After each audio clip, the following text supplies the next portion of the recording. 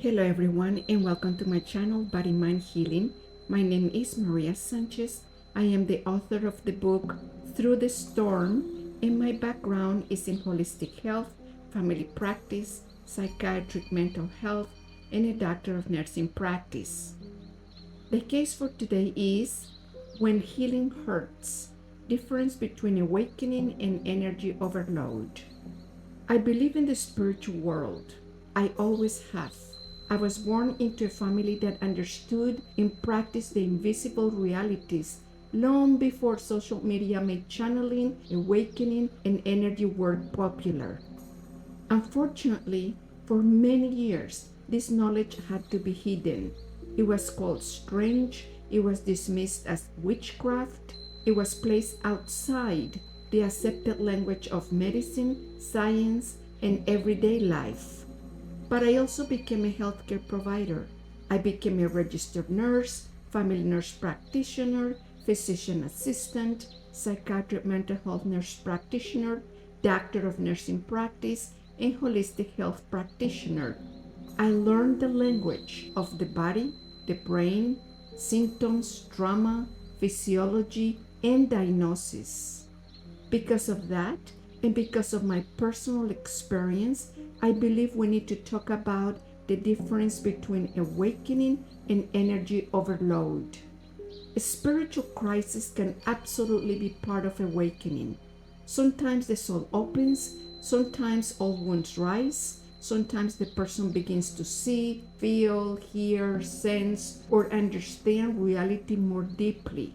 Sometimes the identity begins to dissolve, the old life no longer fits, and the person is being called into a higher level of consciousness. But awakening still happens through a human body, and that body has limits. The nervous system has limits. The brain, heart, hormones, sleep cycle, immune system, and autoimmune system all matter. When an opening is too fast, too intense, too uncontained, or too much for the body to process, the person might be awakening, but they might also be overloading. That distinction matters. When the body begins to shake, burn, panic, collapse, lose sleep, develop strange sensations and sensitivities, experience heart racing, dizziness, heat surges, cold intolerance, terror, dissociation, or autonomic symptoms, we should not rush to romanticize it.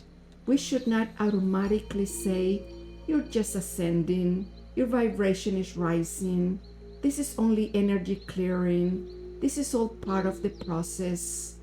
A spiritual process might be happening, but the body still needs care. The nervous system is not an enemy of awakening. It is the sacred vessel through which awakening must be embodied and integrated. If the vessel is overwhelmed, the person does not need more intensity. They need stabilization, protection, discernment, rest, pacing, and grounded support. I learned this through my own body. I searched for healing. I searched for answers. I wanted to understand symptoms that doctors could not explain. I wanted to understand my sensitivity, my connection to invisible forces, and the deeper purpose behind a healing vision I had carried for many years. I was certain that the spiritual world could help me get those answers, so I went for it. But the process unfolded too quickly for me. What opened did not feel like simple liberation. It felt like a shock. My nervous system collapsed, and my body shifted into survival. What followed was not only a story of spiritual awakening, but also one of dysautonomia, physical suffering, medical dismissal, and slow reconstruction. That experience changed how I see healing nowadays. I still believe in the spiritual world. I still believe in awakening.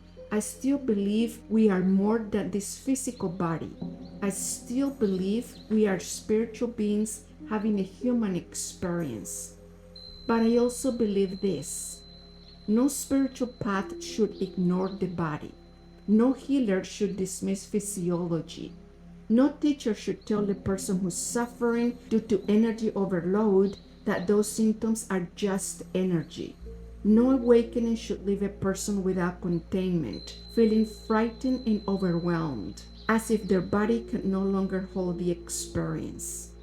Real awakening should make us more compassionate, not more careless.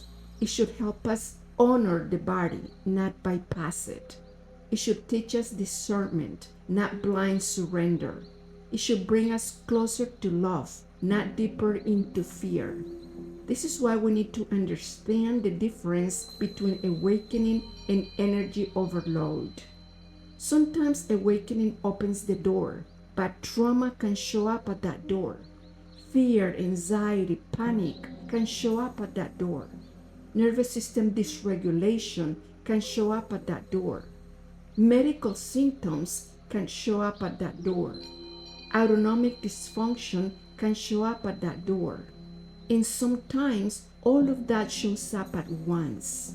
The vital word here is learning to recognize the difference. That is, when a spiritual opening happens too quickly and needs careful integration, care, and protection of the body. Healing is not a performance. It is not a trend. It is not a race towards visions, entities, portals, downloads, predictions, or dramatic experiences. True healing is quieter, slower, sacred.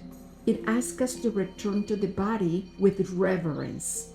It asks us to protect the sensitive person, not to dismiss the situation and push them even harder, which worsens their symptoms and process. My message here is simple. The spiritual world is real. The body is sacred, and spiritual awakening must be conscious, contained, and sacred enough for the nervous system to integrate it without becoming overwhelmed. Because no spiritual awakening is meant to destabilize and overload the body that came here to hold it. If this message resonates with you, my book, Through the Storm, delves deeper into the journey of healing, faith, nervous system survival, and reconnecting with the self. You can find it on Amazon under Maria Piedad DMP. If you like this video, like it, comment, share, and subscribe to the channel. See you in the next video.